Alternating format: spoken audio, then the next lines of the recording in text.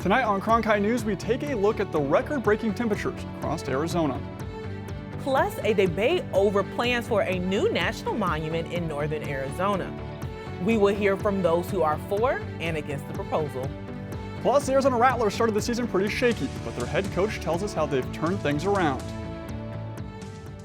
Good evening and welcome to Cronkite News. I'm Andrew Lind. And I'm Alexis Davis. Thank you for joining us. Our record-breaking triple digits are making both headlines in Phoenix and even nationally. Alexandria Cullen spoke to the National Weather Service in Phoenix about what some of these records are and what they mean. You felt them. The city of Phoenix is experiencing historically high temperatures, not only in our highs, but also in our lows. As of today, Phoenix broke the all-time record for the warmest low temperature in Phoenix, with 97 degrees. But that's not all. It's the 10th day of Phoenix lows sitting in the 90s. And a lot of that's driven by the urban heat island effect. As part of it, being in a major city, we trap the heat a little bit more. So that's a factor, as well as just the overall strength of the high pressure that we're under. Other notable records: Phoenix hit the 20th consecutive day of over 110 degree heat, smoking the record of 18 days, which was set nearly 50 years ago in 1974. With these temperatures, the month of July is on track to set the highest average temperature on record.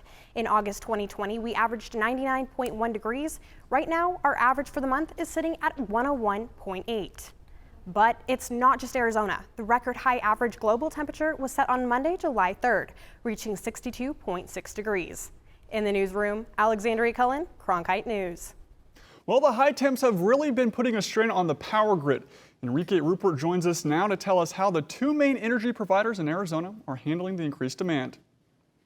APS and SRP both recorded record peaks of demand in the last 5 days. Both companies say that customer demand reached more than 8,000 megawatts of power. These peaks set the record for the most electricity used at once in the company's history. These companies are ensuring customers that they are prepared for the demand of power, with APS saying we're using all the tools, including solar power and natural gas. And SRP has ensured they have a backup, saying in a statement that they carry more than 1,200 megawatts of operating reserve capacity resources above the needed generation. These reserves can be called upon when the generation units are unexpectedly unavailable. And tomorrow, it is going to be 116 degrees during 3 p.m. to 6 p.m., continuing that streak of over 110 degrees in Arizona. So, how much longer will we have to endure this heat? I'll have more for you in the full forecast. Thanks, Enrique. Speaking of all this heat, if you're planning on heading up north to escape the high temps, beware. That's because officials at the Grand Canyon are reminding folks about the extremely high temperatures right now. Today at Phantom Ranch, which is at the bottom of the canyon, temperatures reached a high of near 115 degrees. So the National Park Service recommends that anyone planning a trip should plan for success and hike smart to prevent heat-related illnesses. Before heading out to a park, make sure to check the latest weather and park alerts. Plan on hiking before 10 in the morning or after 4 in the afternoon. But no matter what time of day it is smart to drink plenty of water and make sure you're aware of where to access water at the park. To protect yourself, wear sunscreen, sunglasses, and a hat, along with resting often in the shade. Arizona is already home to 18 national monuments, more than any other state. They may add another if a proposal to turn areas adjacent to the Grand Canyon into a national monument are successful. At a recent public meeting, members of the community had a chance to share their thoughts. Reporter Ariana Ariza was at the meeting and tells us who spoke in favor of protecting the land. The area proposed for the National Monument includes 1 million acres of land in 3 separate areas that surround Grand Canyon National Park. There have been calls for President Biden to set aside the land under the Antiquities Act, and most recently, Senators Kelly, Sinema, and Congressman Grijalva introduced a bill that outlines details about the National Monument. Protesters lining the streets in Flagstaff call for protection of the area around the Grand Canyon. Chair Ona Segundo. Inside at the public meeting hosted by the Bureau of Land Management and the U.S. Forest Service was standing room only. The Baj Nawabjo Ita Kukavini Grand Canyon National Monument proposal seeks to protect federal lands currently managed by the BLM and the Forest Service. Members of many different tribal nations came to voice their support at the public meeting. There's such importance behind this. For Hopi and many tribal nations, there's an intimate connection that we have with it. Audience cheers filled the room for those in support of the monument, while boos erupted for the few opposing the proposal, including a woman who said she was representing Congressman Paul Gosar. Arizonans cannot afford to have more taken away. Designating another 1.1 million acres as a national monument will further reduce private ownership and harm hardworking rural Americans in Mojave County. Previously, critics worried about banning mining in the area, but supporters say concerns over uranium mining is a reason why the land needs to be protected. They are particularly worried about health concerns, particularly contamination of the Colorado River, a main water source for many. Uranium mining poses a threat to the fragile and critical springs and waters in the proposed monument site. This poses a great risk of contamination for the indigenous tribes who call the canyon their home. Edmund Talusi is the vice president for the Havasu Pai tribe, and he says the land is historic and sacred. Canyon National Monument will protect areas of the Grand Canyon region, such as our traditional sweat lodges, ancient trails. Red Butte, our sacred mountain, needs to be protected and preserved for future generations to come. Members of the Flagstaff City Council and the mayor also spoke in support of the proposed monument. In the newsroom, Ariana Ariza, Cronkite News. The Arizona Rattlers are rolling into the playoffs smoking hot after defeating the Northern Arizona Wranglers on Saturday. But will their 30th anniversary season end with a 7th championship? Cronkite reporter Crystal Stone has more from the Snake Pit.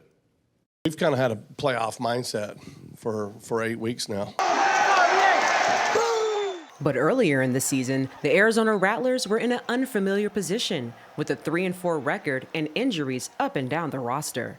Head coach Kevin Guy says he knew they had to turn things around in a hurry to save the season. We had to kind of go take a hard look in the mirror and what we needed to do to get better. We just said, hey, we're as an organization, we're just going to concentrate getting the young guys ready to play. And so when the veterans come back that were hurt, we would be a better team because we spent the time developing the young guys. With the win over the reigning IFL champion Northern Arizona Wranglers, the Rattlers improved to an 11-4 record, securing home field advantage throughout the playoffs. And Coach Guy got his 250th career win, making him the winningest coach in Arizona Rattlers history. But he says the job isn't done yet. Happy for the win, happy that we got home field playoffs, and we got a lot of work to do. The Rattlers finished their regular season on an 8-game win streak and the #1 seed in the Western Conference. They've come up short of the championship, though, in the last 4 seasons, and that's exactly what quarterback Drew Powell has his eyes set on. That's been the goal, and that's been the chase. The reigning league MVP says this team has a renewed energy to end the championship drought. I think this year it's a different team. It's different guys in the locker room. I think coach is a different coach this year. I think I'm a different quarterback, so I think everything is different. The Rattlers will face the Wranglers in the first round of the playoffs, and though they swept their in-state rivals 3-0 this season, it's a playoff game. Be prepared for anything. In Phoenix, Crystal Stone, Cronkite News. Coming up next, ASU football is less than 50 days away. We take a look at what head coach Kenny Dillingham has planned for fall camp. And find out what ASU baseball head coach Willie Bloomquist had to say in a press conference on Tuesday.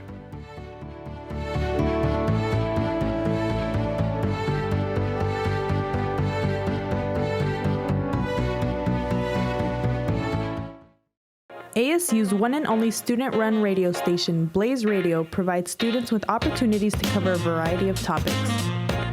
From music, this is Sensei Garage, to sports coverage. Against the Brewers in his last outing, he went to news. The bill also gives parents the ability to sue. And entertainment updates. Blaze Radio offers a fun environment to gain valuable broadcast experience. To find out more, visit blazeradioonline.com. The Walter Cronkite School of Journalism and Mass Communication's Phoenix Sports Bureau provides students with hands-on learning experiences and opportunities in sports journalism. From covering local high schools, colleges, and the pros, students get the opportunity to go live from our Facebook shows covering local, collegiate, and pro sports in the Valley. From digital reporting, broadcast, social media, and producing, there's opportunities for all. For more, go to cronkitenews.azpbs.org. This is CN to Go. I'm Emily Olson with your Wednesday news briefing. Do you want to create innovative content for Cronkite News? Do you enjoy listening to podcasts? Then CN to Go is for you. Cronkite News to Go is a podcast where students cover the latest headlines. Students become audio producers and hosts and will learn how to write, record, and edit stories. You can listen to the latest episodes on these platforms. First-year head coach Kenny Dillingham spoke in a press conference on Monday about preparations for fall camp and the new season. Cronkite reporter Aaron Patterson joined us in the newsroom to break down Dillingham's plan for the next couple months. Aaron? That's right, Andrew. Dillingham talked everything from recruiting to heading back to Camp Tontozona for the first time since 2019.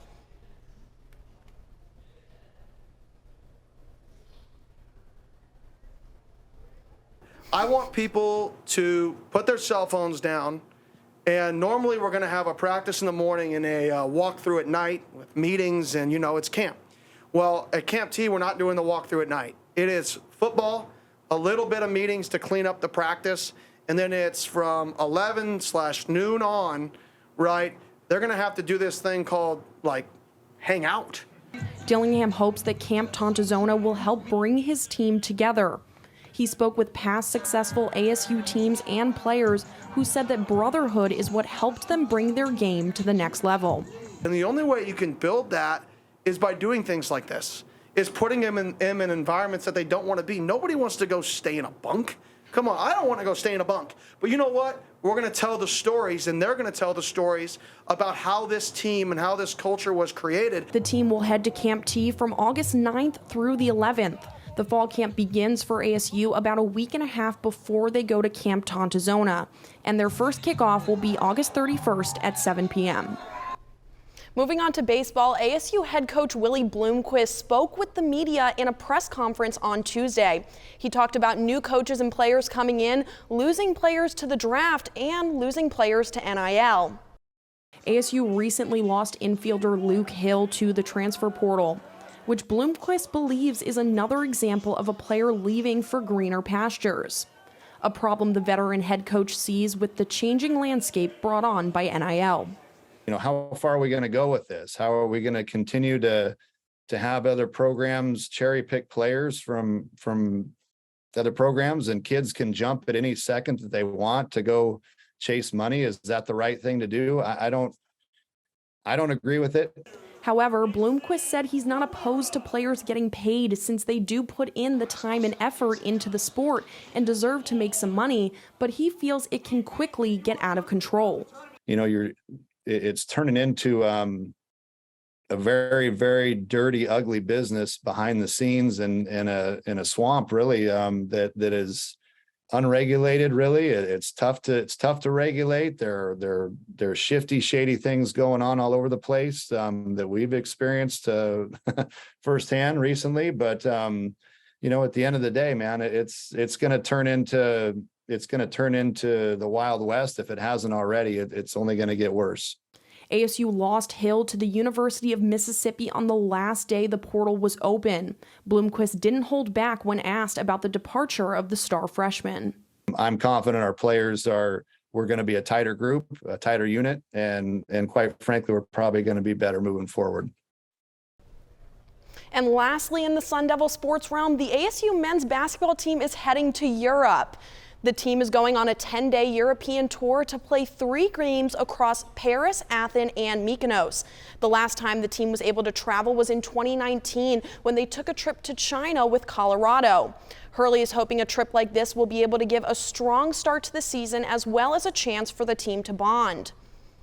Anytime you could travel and spend time together like we will be able to do on this type of trip. It's really a once in a lifetime experience. It's bigger than just the basketball piece. I think the games will be beneficial, playing the 3 games, but it's more about what you touched on, just the team bonding.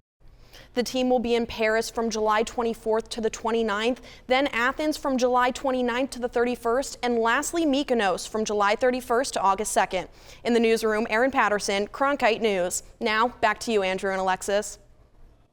Coming up next, the NBA made history this past weekend. With their first ever all-female Basketball Without Borders camp, we talk with some of the players about their experience.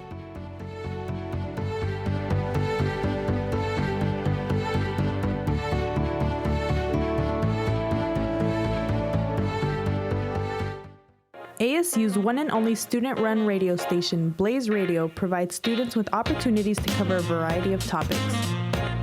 From music, This is Sun City Garage, to sports coverage, Against the Brewers in his last outing, he went to news, The bill also gives parents the ability to sue. and entertainment updates. Blaze Radio offers a fun environment to gain valuable broadcast experience. To find out more, visit blazeradioonline.com. Did you know newsrooms today are looking for bilingual journalists? Cronkite Noticias prepares you to cover diverse communities.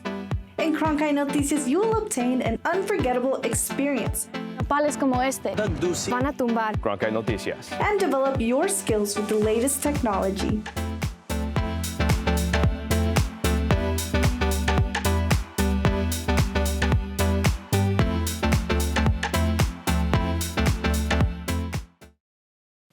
This is CN to Go. I'm Emily Olson with your Wednesday news briefing. Do you want to create innovative content for Cronkite News? Do you enjoy listening to podcasts? Then CN to Go is for you. Cronkite News to Go is a podcast where students cover the latest headlines. Students become audio producers and hosts and will learn how to write, record, and edit stories. You can listen to the latest episodes on these platforms. Here at the Walter Cronkite School, students produce award-winning content that focuses on health disparities in underserved communities and how to turn things around. In Cronkite News and Cronkite Noticias, students cover stories that affect people of color, the LGBTQ+ community, people with disabilities, and others across the Southwest. We highlight big problems that are often overlooked in communities that are underserved. Those stories not only inform and educate people about the challenges, but we work hard to highlight potential solutions. In the Cronkite Agency, students work to connect with community members through social media campaigns in English and Spanish. Being a Hispanic myself, it's nice to be able to give back to my own community.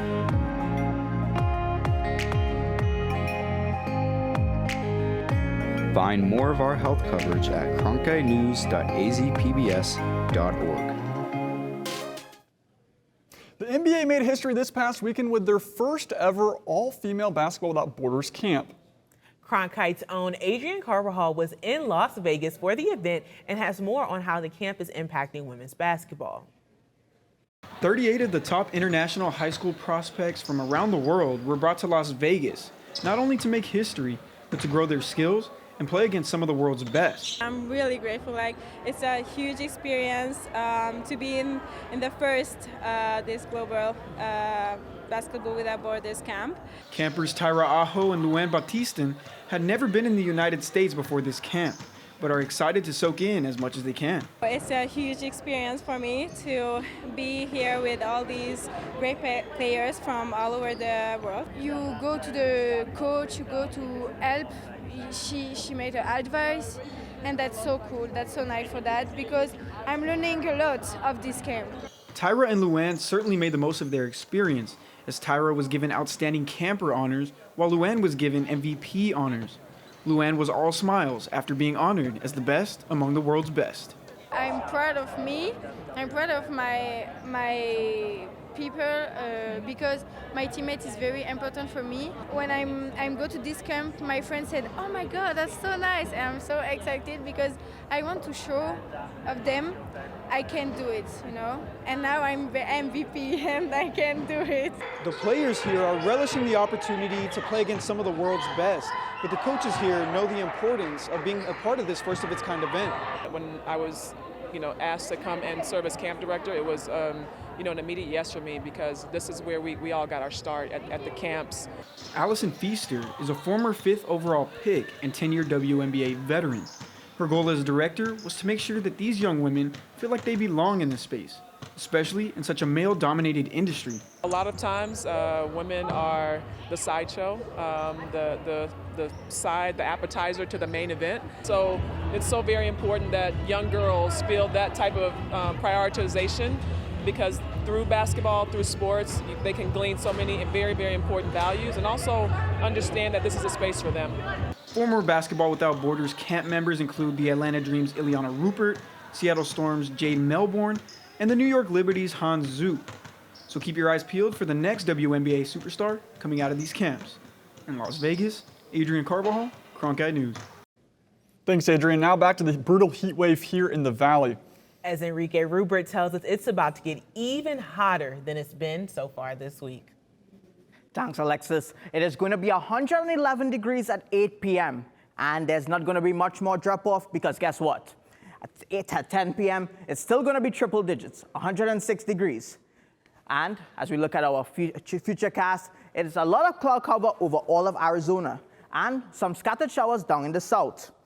But tomorrow evening, it's going to be even worse for those in the south as Safford, Wilcox, Sierra Vista, White River, and Sholo are all going to experience some activity.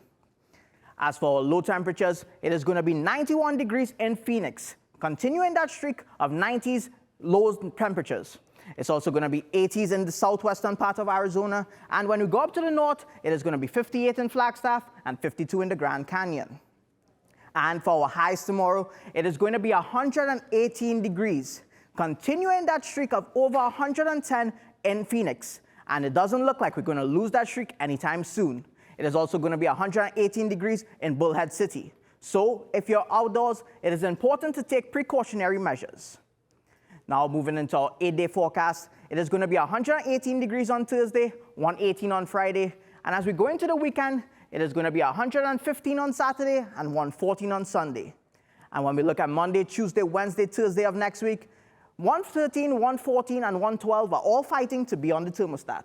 So it is important to stay safe, stay indoors if possible, and stay hydrated. From the Weather Center here at Cronkite News, I'm Enrique Rupert. Well, if you think it's hot here, imagine seeking out somewhere that's even hotter. That's right, thrill seekers have been making the trek in recent days to the hottest place on Earth. Just wait until you hear how high the temps are.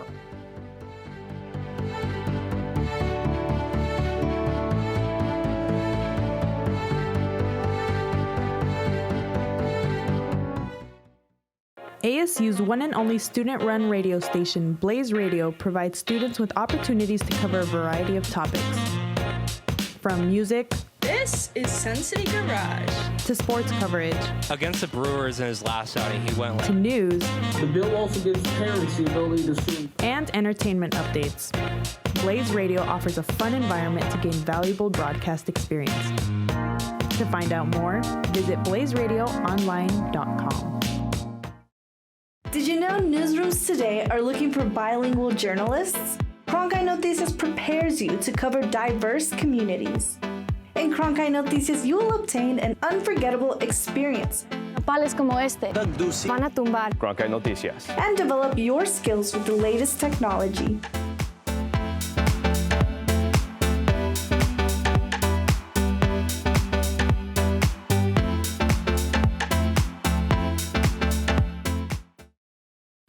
This is CN to Go. I'm Emily Olson with your Wednesday news briefing. Do you want to create innovative content for Cronkite News? Do you enjoy listening to podcasts? Then CN to Go is for you. Cronkite News to Go is a podcast where students cover the latest headlines. Students become audio producers and hosts and will learn how to write, record, and edit stories. You can listen to the latest episodes on these platforms. Here at the Walter Cronkite School, students produce award-winning content that focuses on health disparities in underserved communities and how to turn things around. In Cronkite News and Cronkite Noticias, students cover stories that affect people of color, the LGBTQ+ community, people with disabilities, and others across the Southwest. We highlight big problems that are often overlooked in communities that are underserved. Those stories not only inform and educate people about the challenges, but we work hard to highlight potential solutions. In the Cronkite Agency, students work to connect with community members through social media campaigns in English and Spanish. Being a Hispanic myself, it's nice to be able to give back to my own community.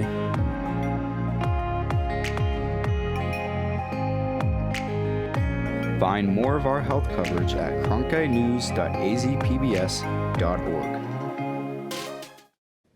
Well, we may want to escape the heat wave here, but some folks are flocking to a place where it's even hotter. That's right. They're heading to Death Valley, California to feel what it's like to be in the hottest place on Earth. Death Valley, which is along the California-Nevada border, has seen temps as high as 126 degrees in recent days, but that hasn't stopped people from heading to the Furnace Creek Visitor Center to experience it for themselves. The all-time high was 134 degrees set back in 1913. Temps will be a little cooler in the coming days with highs around 124 degrees this weekend. That's it for Cronkite News. Thanks for joining us. And to see top Arizona stories anytime, log on to cronkitenews.azpbs.org.